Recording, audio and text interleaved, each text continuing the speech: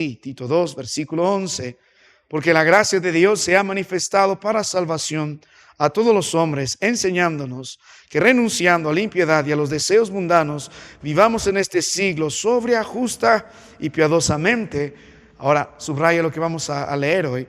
Aguardando la esperanza bienaventurada y la manifestación gloriosa de nuestro gran Dios y Salvador, Jesucristo, quien se dio a sí mismo por nosotros para redimirnos de toda iniquidad y purificar para sí un pueblo propio, celoso de buenas obras. Vamos a orar. Hoy vamos a meditar en la tercera gran lección de la gracia del Señor. En la escuela de la gracia, ahora el verso 13 nos anima a guardar la esperanza bienaventurada, la salvación de la presencia del pecado. Vamos a orar. Padre, es un gran privilegio nuevamente venir a tu casa, abrir tu palabra y gozarnos en ella. Qué bendición hay, Padre, al encontrar tanta verdad.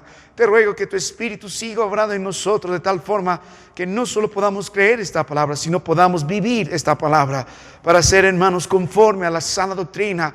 Y esta iglesia cumpla su propósito de ser luz, ser sal y bendecir, Padre, a este lugar a través del Evangelio, con nuestro mensaje, con nuestra vida transformada.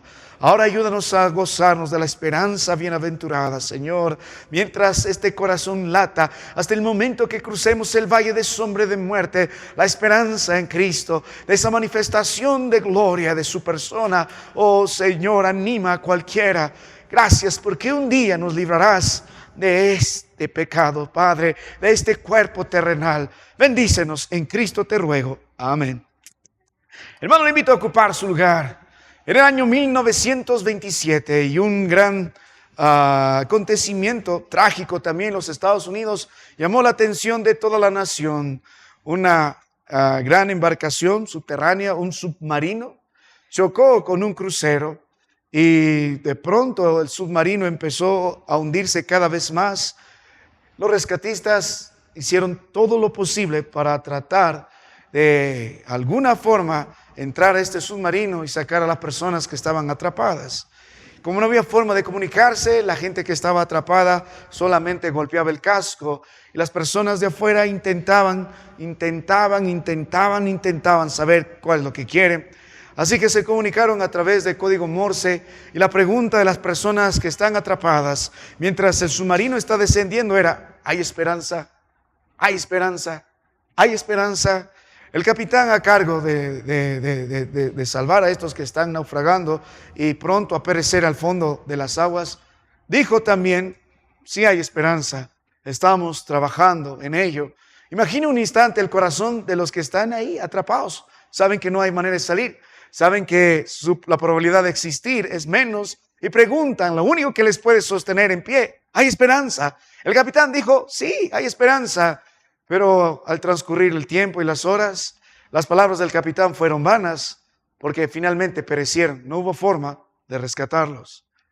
Para nosotros, hermano mío, la palabra del Señor en el libro de Tito, capítulo 2, en el versículo 13, nos muestra una gran verdad. A diferencia de las palabras del hombre que animan la esperanza de cualquiera como estos en esta situación, las palabras de Cristo Jesús sí son una esperanza real. Y sí son una esperanza viva para el creyente, pues el verso 13 dice: aguardando la esperanza bienaventurada y la manifestación gloriosa de nuestro gran Dios.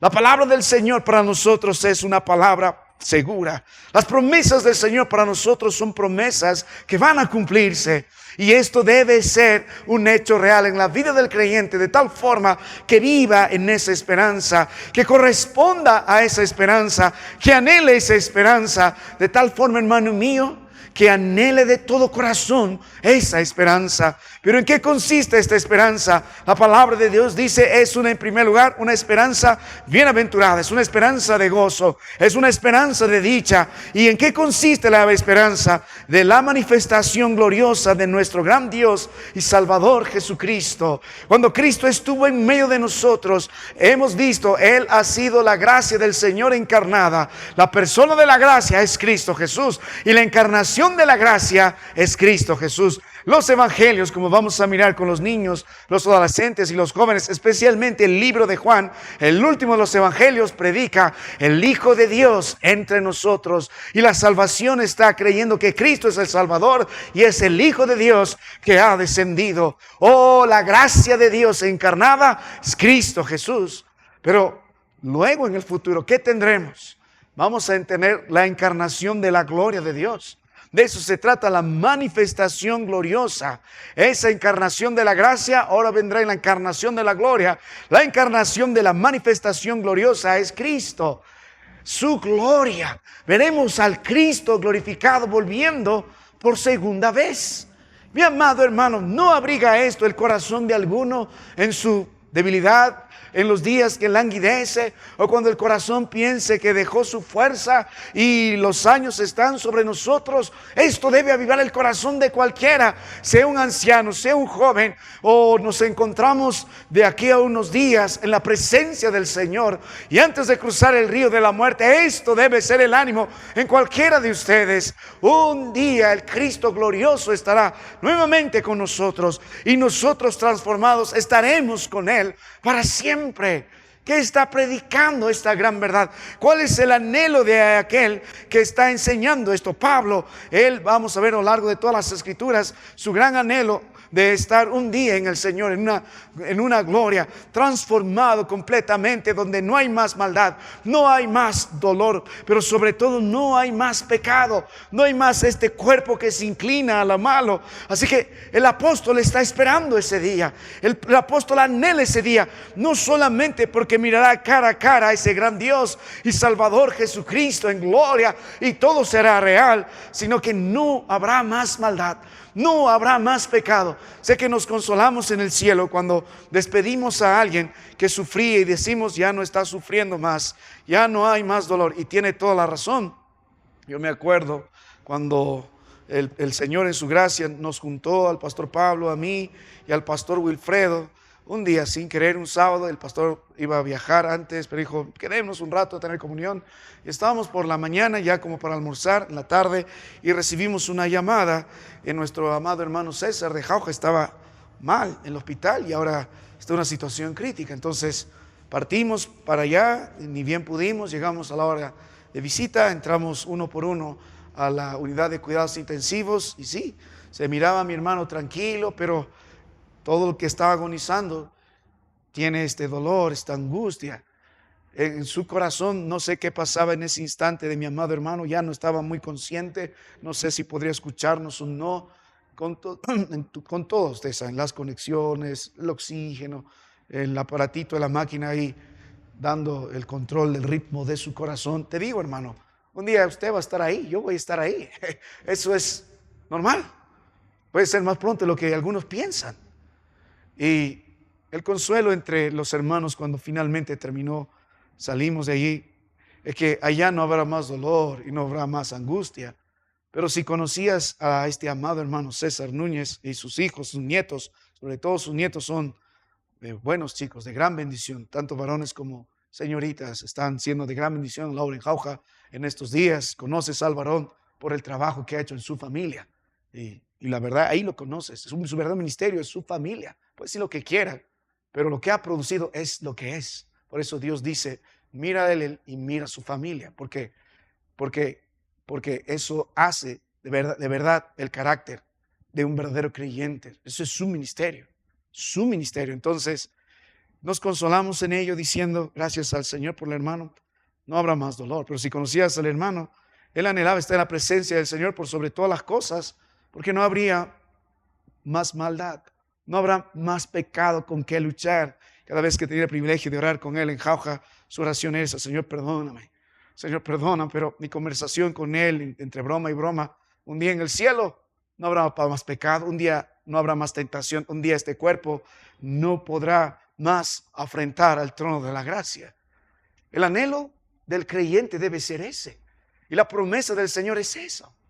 Vamos a disfrutar de la gloria de Dios, pero vamos a disfrutar de un mundo, de una relación estrecha con el Señor donde no hay vestigio de pecado, la ausencia del pecado. Hablaba con un amado pastor antes, unos días atrás, Y algo que podíamos reconocer en ministerios, que aún somos pecadores. Y muchas veces llegamos al punto de decir, miserable de mí, como dijo en Romanos el apóstol, ¿quién me librará de este cuerpo de muerte? Porque ese bien que quiero hacer no hago, y ese mal que no quiero hacer lo hago. Hay una ley que se revela contra la ley del Espíritu, y es esta ley de la carne, y grita, miserable de mí, ¿quién me librará de este cuerpo de muerte? Cada uno de ustedes, hermano mío, mientras esté en este tabernáculo terrenal, mientras esté en este mundo lleno de tinieblas y estamos saliendo de la ciudad de la ira, es un pecador. Somos pecadores. Constantemente pecamos. Aún estamos luchando en la gracia del Señor para salir de todo ello con la obra del Señor. Pero usted es un pecador. Sigue pensando mal, sigue mintiendo, sigue siendo infiel, sigue siendo alguien perverso, sigue sus ojos vanos, yéndose tras la lujuria, la codicia, sigue teniendo un corazón de odio, de crueldad. Tenemos todavía hipocresía en nuestras vidas. Somos pecadores. Nos vestimos en cierta forma tratando de engañarnos, pero usted sigue siendo un hombre pecador. Sigue luchando con el pecado y lo hará hasta el final de sus días y va a seguir pecando. La diferencia es que no practicamos el pecado, pero sigue siendo un pecador delante de los ojos de Dios. Sigue siendo uno que afrenta la palabra de Dios y se revela la presencia de Dios. Por eso el anhelo del hombre de corazón, el apóstol Pablo, y ahora poniendo en Tito, un día veré la manifestación gloriosa de mi Dios. Cara a cara veré la gloria del Señor, la persona de la gloria, y no habrá más maldad.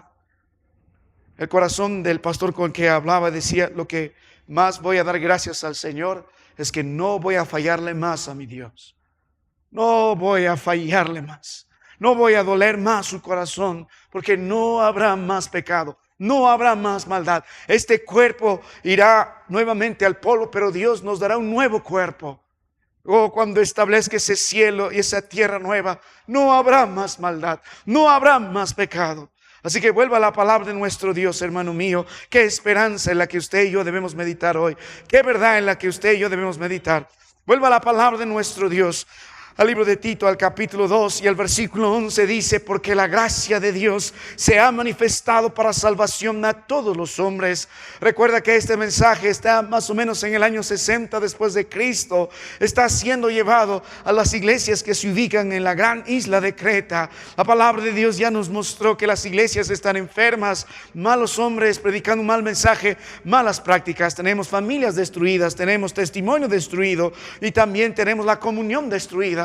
El problema en la iglesia de Creta es el pecado. El problema siempre llega a ser el pecado. La principal razón de los pleitos, de las contiendas, de un mal testimonio, de las familias deterioradas, siempre se llama el pecado. La gran enfermedad es el pecado. Oh, esta enfermedad contagiosa, putrefacta, hedionda, que reina sobre nosotros. Ese es el principal problema en nuestras vidas. Es nuestro pecado. En Isaías 59:1 Dios dijo, vuestras iniquidades. Es fácil mirar el pecado y la iniquidad del otro, pero el problema en su vida es su pecado. El pecado que aún mora en los miembros suyos, el pecado que se gesta en su corazón, el pecado que reina en su vida y reina en la vida de cada uno de los hermanos de su familia. El problema en su vida se llama el pecado.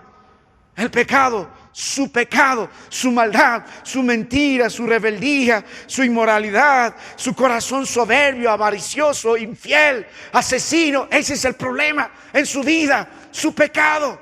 Es el principal problema. Hoy la respuesta a esto, porque la iglesia sumergida en la maldad no cumple su propósito, es una iglesia que no es sana en la fe, es una iglesia enferma.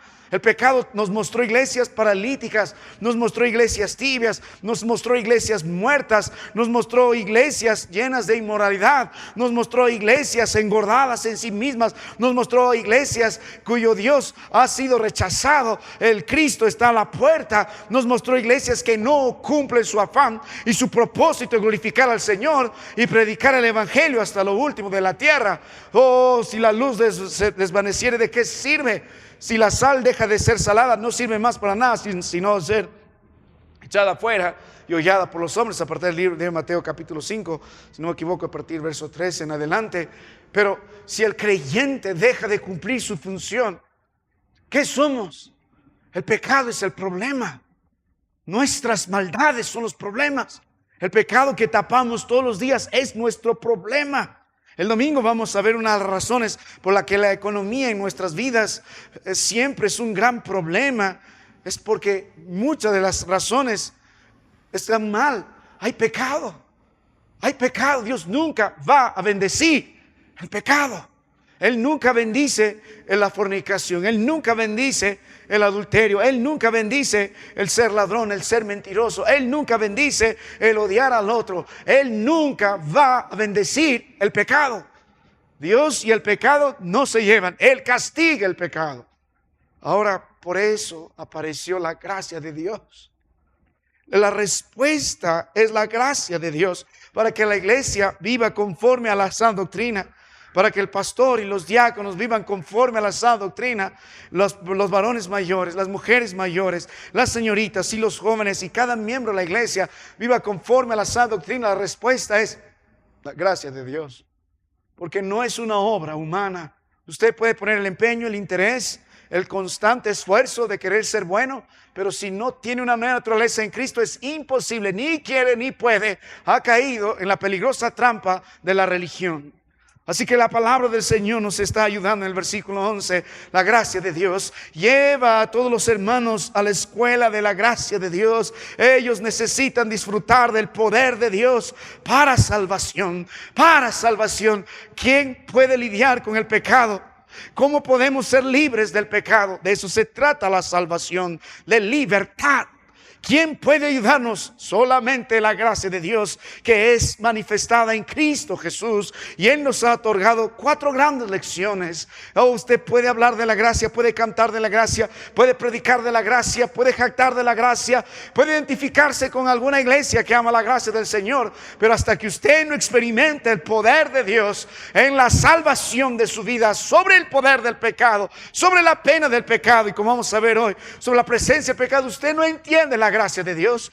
Usted no entiende la gracia de Dios. La primera lección que la escuela de la gracia nos ha enseñado es la salvación de la pena del pecado. Es una salvación que no se pierde para salvación, y es una salvación que alcanza a los que creen. Pero al mismo tiempo esta salvación de la pena del pecado también nos lleva a vivir en el hoy constantemente una salvación de la presencia del pecado, porque el versículo 12, la palabra enseñándonos, de ahí viene la palabra pedagogía, de poner no solo conocimientos sino un estilo de vida en nosotros, nos ha enseñado, número 1, a renunciar a la impiedad, y y a los deseos mundanos, y en segundo lugar a vivir en este siglo sobria, justa y piadosamente.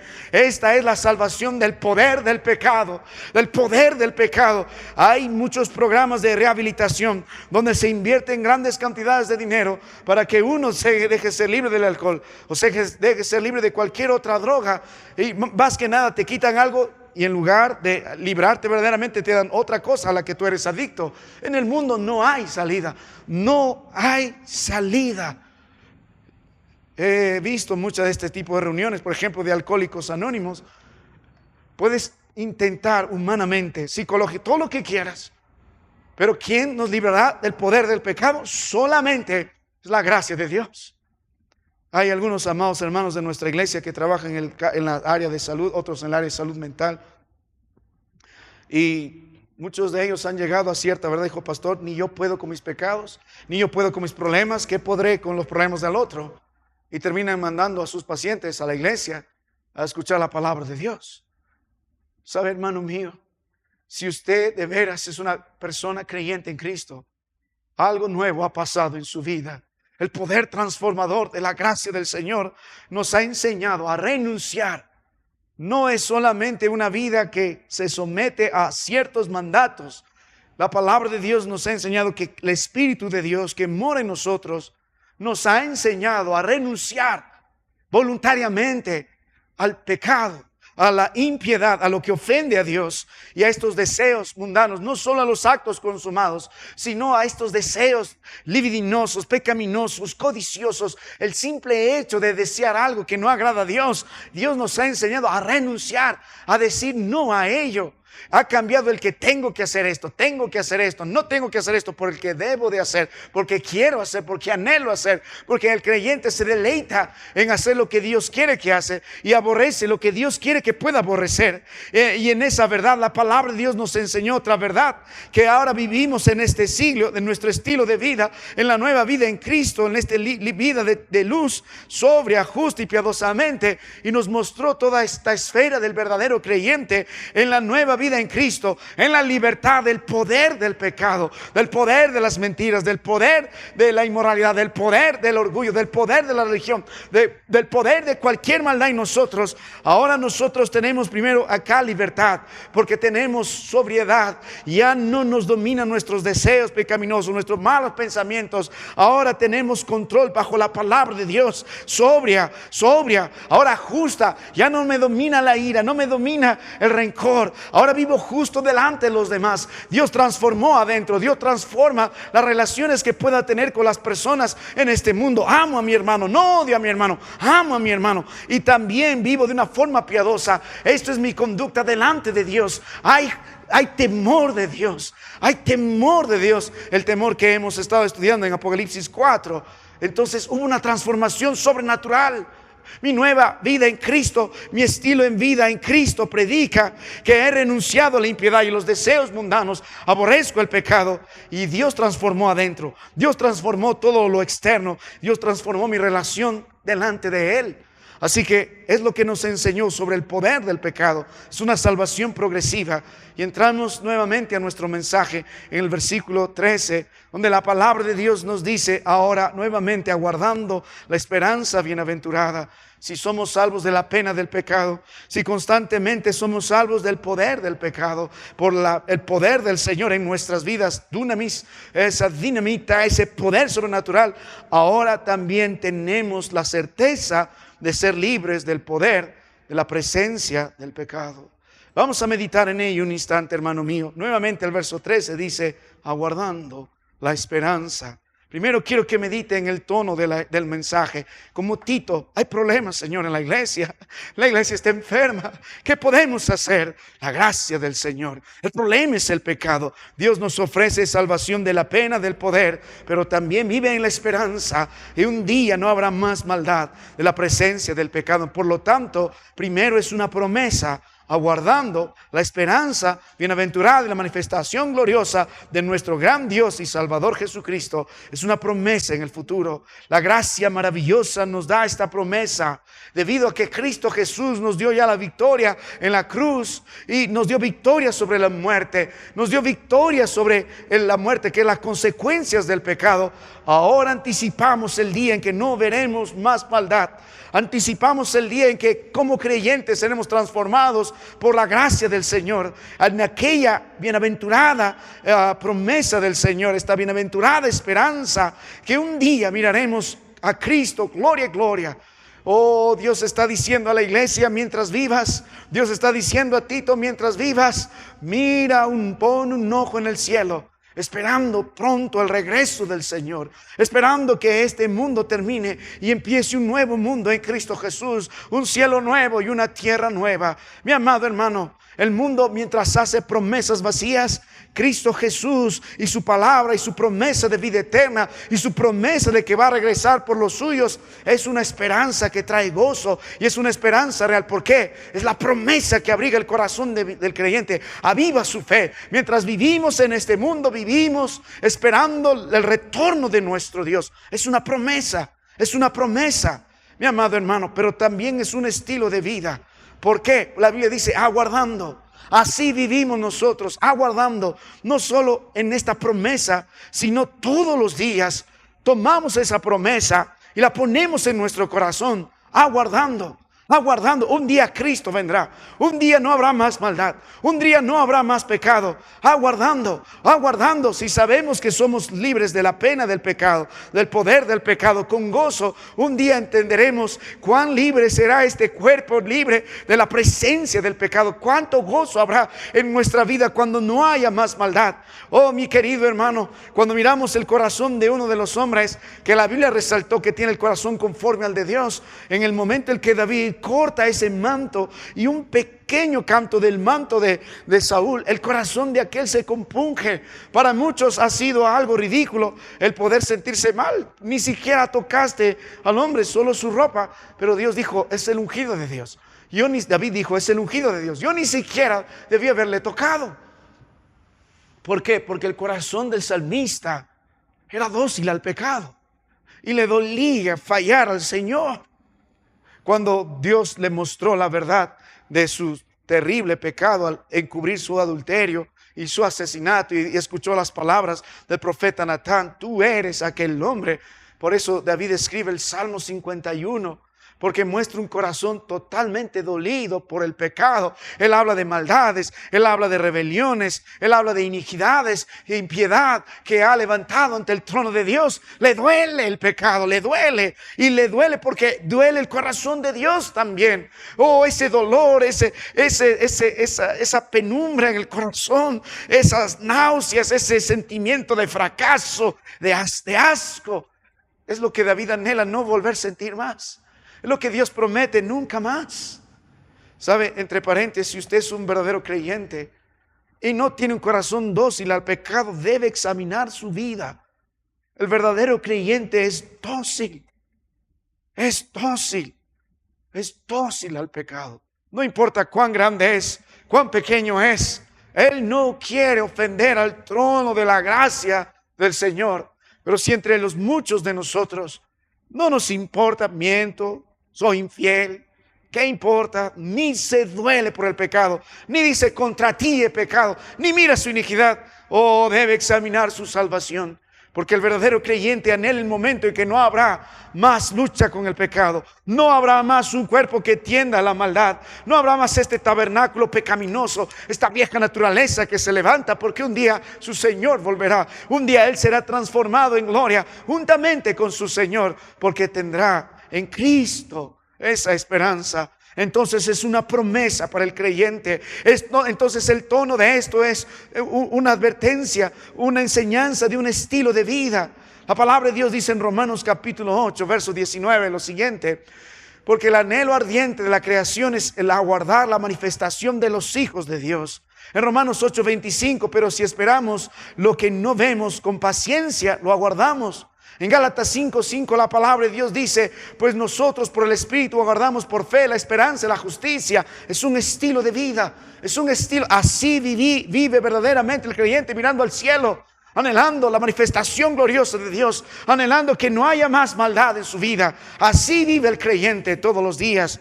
Por eso en el libro de Filipenses 1, en el versículo 23, vamos un momento a la palabra de Dios.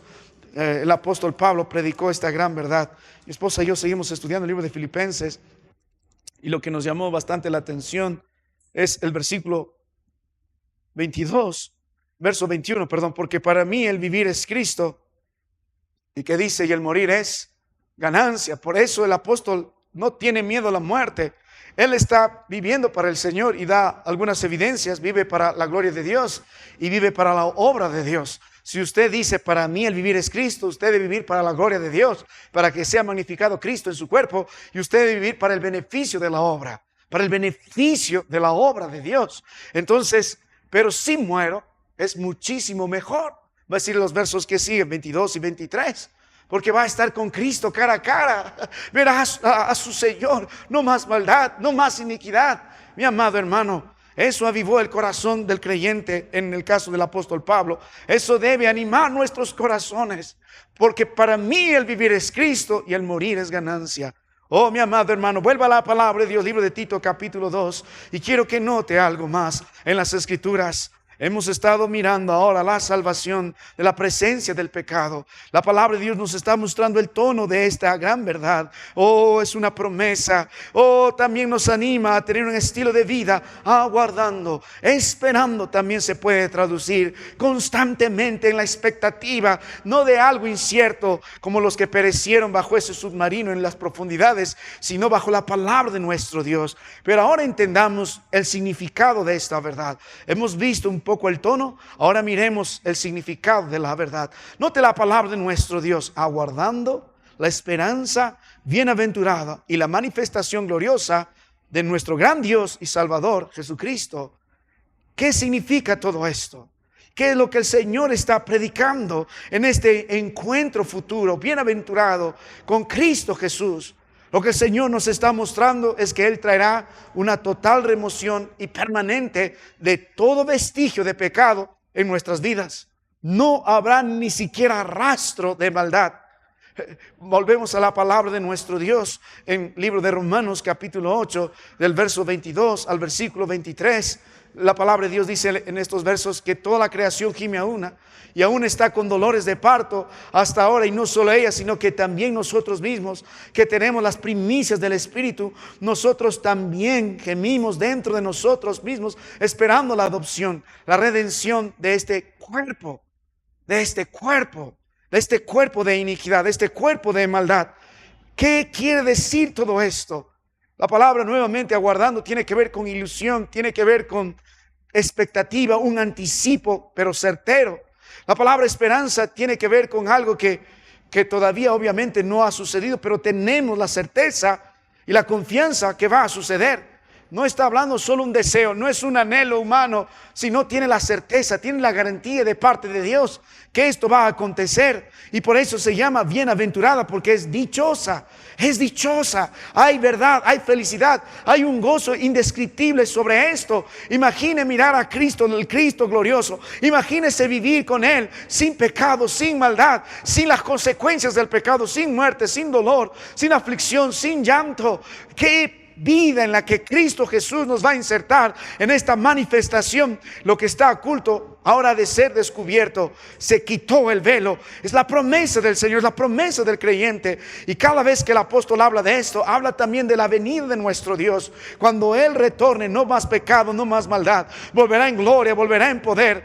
Si lee el libro de 2 Timoteo capítulo 1 verso 10, 2 Timoteo 4 en el versículo 1, 1 Timoteo 6, 14, 2 Timoteo 4, 8, estos versículos van a animarnos mucho a la misma verdad que el apóstol Pablo está predicando. Por ejemplo, vamos a la palabra de Dios, el libro de 2 Timoteo 4 en el versículo 8. La palabra de Dios dice lo siguiente: por lo demás, me está aguardada la corona de justicia, la cual me dará el Señor juez justo en aquel día, y no solo a mí, sino también a los que aman su venida. Todo esto apunta al día en que el Señor volverá. Todo esto apunta en el gran día en el que el mundo y el cosmos será conmocionado por la gloria de nuestro Dios. Y el Señor vendrá con los suyos, y el Señor vendrá por los suyos. Oh, mi amado hermano, esta es la esperanza bienaventurada. Este es el significado cuando Cristo vuelva como el juez, cuando Cristo reclame lo suyo, cuando Cristo nos lleve a su presencia en esta segunda venida. No más dolor, no más angustia, no más maldad, no más pecado. Nos salva del poder del pecado. La esperanza del apóstol, esa era: un día la corona de justicia me está guardada. Vuelve a la palabra de Dios, libro de Juan capítulo 14, versículo del 1 al versículo 3. Note la palabra de Dios. Dice: no se turbe vuestro corazón. ¿Creéis en Dios? Creed también en mí. En la casa de mi Padre muchas moradas hay. Si así no fuera, yo os lo hubiera dicho. Voy pues a preparar lugar para vosotros. Y si me fuere, yo os preparé el lugar, vendré otra vez y os tomará a mí mismo, para que donde yo estoy, note la Biblia, vosotros también estéis. Es la esperanza, es la promesa. Cristo prometió eso a sus discípulos. Ellos vivieron conforme a esta promesa. Un día seremos libres del pecado. Un día en esta manifestación gloriosa del Señor, cuando Él vuelva en esta segunda venida, estos cuerpos serán transformados. Un día estaremos con Él para siempre. No más maldad, no más pecado, no más afrenta. Vuelva la palabra de nuestro Dios en las Escrituras a esta porción, libro de Apocalipsis capítulo 22, versos del 3 al versículo 5. La palabra de Dios dice, Apocalipsis, mirando el futuro, 22, versos del 3 al 5. No habrá más maldición, y el trono de Dios y del Cordero estará en ella, y sus siervos le servirán, y verán su rostro, y su nombre estará en sus frentes. No habrá ya más noche, y no tienen necesidad de luz de lámpara, ni de luz del sol, porque Dios es el Señor, los iluminará, y reinarán por los siglos de los siglos. ¡Cuánto consuelo! Cuánto consuelo cuando estemos con Él, cuando Él vuelva a reinar en la tierra, cuando establezca un cielo nuevo, una tierra nueva. No habrá más maldición, no habrá más maldición. Mi amado hermano, nuestro gran Dios y nuestro gran Salvador promete eso. Vuelva a la palabra de Dios, libro de Apocalipsis, Tito 2. Y note, hermano mío, hemos visto el tono de esta promesa, esta verdad. Estamos viendo el significado de esta verdad. Ahora quiero que considere la garantía de esta verdad. ¿Por qué tenemos tal esperanza, tal certeza? Porque dice la manifestación gloriosa de nuestro gran Dios y Salvador Jesucristo. ¿Está hablando solamente de Dios? ¿O está hablando de Jesucristo? Obviamente Jesucristo es Dios, no está hablando solo del Padre. Está hablando de Jesucristo, nuestro gran Dios y Salvador Jesucristo. Sí, el Padre tiene que ver en la salvación nuestra, pero Jesucristo es el protagonista de este plan. Él es nuestro Dios y es nuestro Salvador. No solo es nuestro gran Dios, es nuestro Salvador. Mi amado hermano, mire la palabra de Dios. El libro de Hebreos capítulo 1, versos del 1 al 3. Dios, habiendo hablado muchas veces y de muchas maneras en otro tiempo a los padres por los profetas, en estos postreros días nos ha hablado por el Hijo, a quien constituyó heredero de todo y por quien asimismo hizo el universo. Note la Biblia, el cual siendo el resplandor de su gloria y la imagen misma de su sustancia, y quien sustenta todas las cosas con la palabra de su poder, habiendo efectuado, dice la Biblia, la purificación de nuestros pecados, por medio de sí mismo, se sentó a la diestra de la majestad en las alturas. ¿Cuál es la garantía de esta promesa? Es la persona de nuestro gran Dios y Salvador, Jesucristo. El mismo que fue fiel hasta la muerte, manifestando su amor, su gloria, su verdad en la cruz del Calvario y su poder al resucitar. De la misma forma que prometió ir y volver, la misma forma nos asegura esta manifestación gloriosa. Esta manifestación es la manifestación de su gloria. Él es la persona de su gloria. Él será manifestado ese día. Y es la garantía de este Dios. Es su persona, es su promesa, es su palabra. Vuelvo un momento a la palabra de nuestro Dios, hermano. Permíteme concluir con este mensaje, volviendo a las Escrituras. Libro de Tito, en el capítulo 2, la palabra de nuestro Dios nos va a enseñar algo más. La gracia del Señor es la respuesta contra el pecado y sus consecuencias. La gracia, en la escuela de la gracia del Señor nos enseñó que hay salvación de la pena del pecado, que hay salvación del poder del pecado, y nos da una promesa y nos da un estilo de vida esperando en esta verdad. Hay salvación de la presencia del pecado. ¿Cuándo? Cuando Cristo vuelva por nosotros. Hey, ¿cómo será esta salvación? Veremos su gloria. Oh, mi amado hermano, la garantía es Cristo Jesús. No más maldad, no más pecado.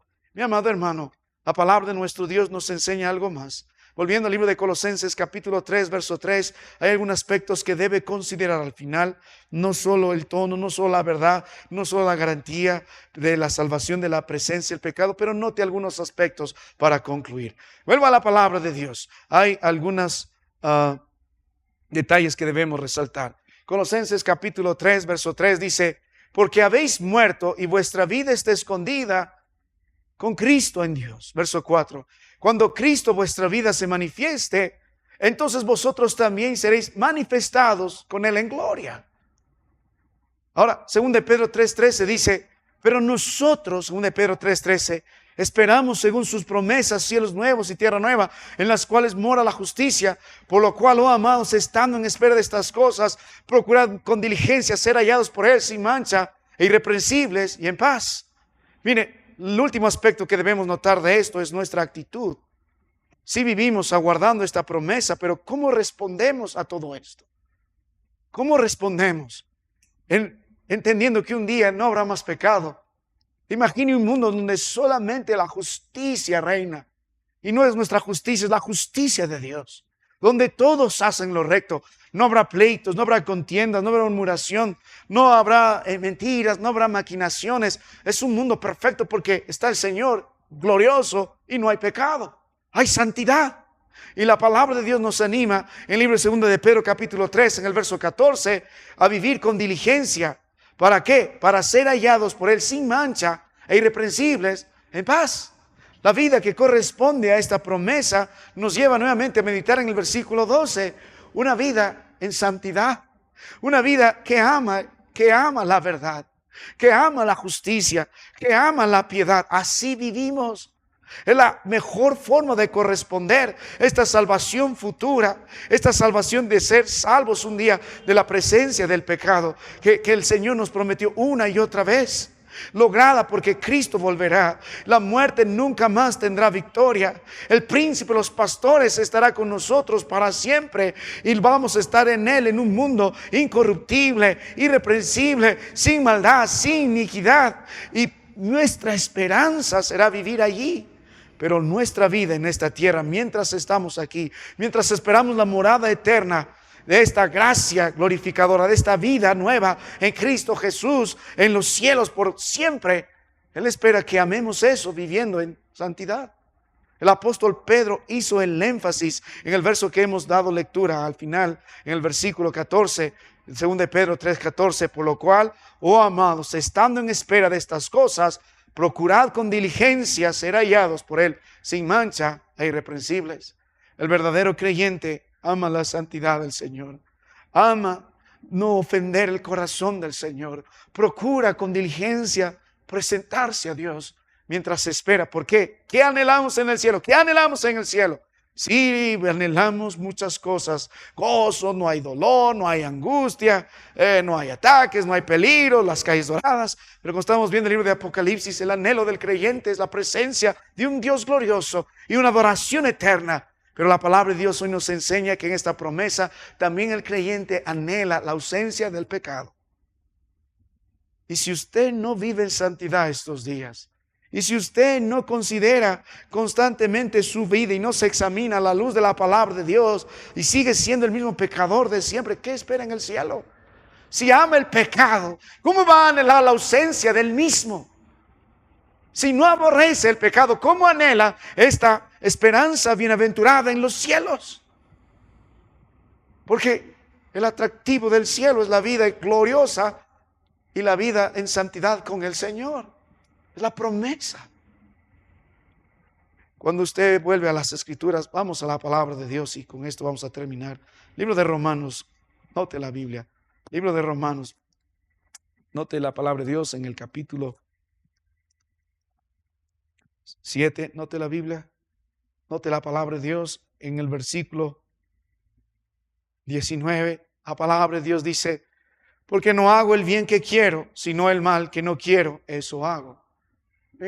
Si consideramos dentro de todos los apóstoles, uno, digamos que podríamos resaltar Pedro, pero también el apóstol Pablo. Incluso podríamos resaltar más a este varón por ser usado para el evangelio, la predicación del evangelio a los gentiles. Una vida identificada por el amor al evangelio, por la predicación de la palabra de Dios y una vida que corrobora su mensaje porque es una vida totalmente apartada. Justo él va a escribir en Romanos 12, a partir del verso 1, que él ha puesto su cuerpo en sacrificio vivo y santo, agradable a Dios, que es un culto racional, para que más abajo pueda comprobar cuál sea la voluntad de Dios, agradable y perfecta, no conformándose a este siglo. Siendo ese hombre, también reconoce que es pecador. Ninguno de ustedes va a salir libre. El Señor mira el corazón suyo, su vida suya, sus pensamientos y lo pesa hoy y dice, es un pecador todavía. El hermano es un pecador, la hermana es un pecador. Incluso en este instante puede estar pecando contra Dios mismo, ni se da cuenta. ¿Sabe?